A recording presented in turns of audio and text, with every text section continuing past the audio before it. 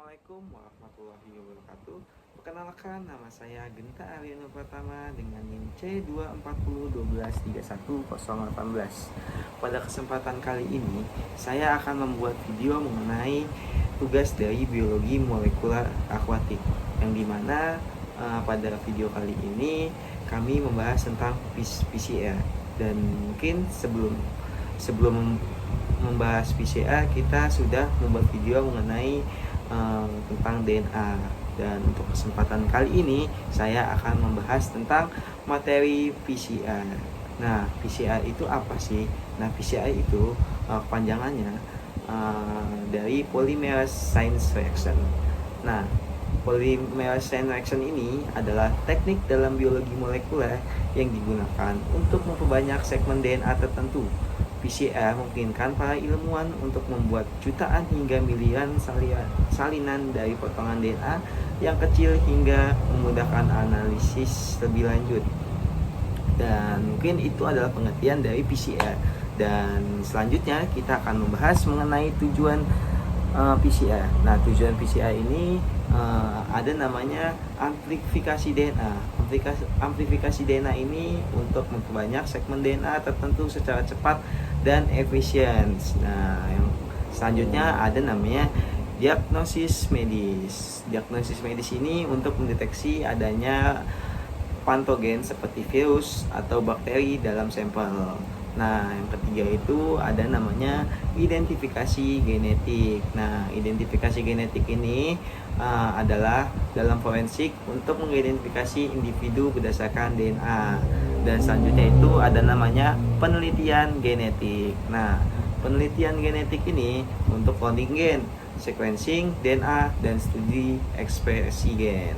Nah, itu adalah tujuan PCR. Nah, tujuan PCR-nya itu dari amplifikasi DNA, diagnosis medis, selanjutnya identifikasi genetik, dan selanjutnya itu ada namanya penelitian genetik, dan itu saja. Dan mungkin setelah saya memberikan penjelasan tujuan, kita akan memberikan penjelasan mengenai tahapan PCR.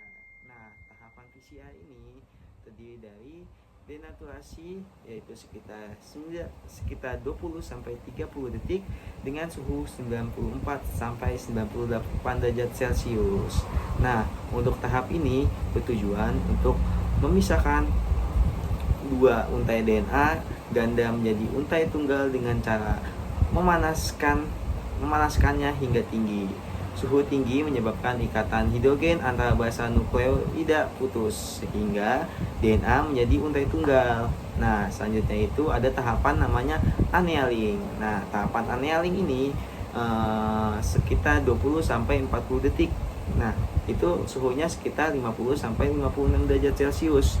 Pada tahap ini, suhu diturunkan untuk memungkinkan primer atau potongan DNA pendek yang komplementer dengan target DNA menempel pada untai DNA tunggal. Primer ini akan menentukan titik awal replikasi DNA. Nah, selanjutnya itu ada namanya extension atau elongation. Nah, itu sekitar membutuhkan waktu sekitar 1 menit per 1000 basa.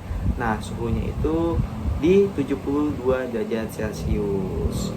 Nah, di tahap extension atau elongation ini membutuhkan enzim Taq polimerase akan memanjang rantai DNA dengan menambahkan nukleotoida yang komplementer dengan untai DNA cetakan. Pada suhu 70 derajat Celcius ini, enzim ini bekerja memperpanjang untai DNA yang baru terbentuk. Nah, mungkin itu adalah tahapan dari PCR. Nah, selanjutnya ini kita akan memasuki penjelasan mengenai penyimpanan PCR. Nah, penyimpanan PCR ini mungkin setelah beberapa siklus amplifikasi, biasanya 25 sampai 35 siklus, produk PCR bisa disimpan pada suhu 4 derajat Celcius hingga digunakan untuk analisis lebih lanjut seperti elektroforesis gel untuk visualisasi. Dalam setiap siklus PCR, jumlah target DNA akan berlipat ganda dengan 30 sampai 40 siklus. Miliaran salinan DNA bisa dihasilkan dari satu segmen kecil DNA. Nah, itu mungkin penjelasan dari saya mengenai tentang penyimpanan VCA, lalu tahapan VCA, lalu tujuan VCA, dan yang terakhir adalah pengertian dari VCA. Mungkin cukup dari saya, kurang lebihnya mohon maaf. Wassalamualaikum warahmatullahi wabarakatuh.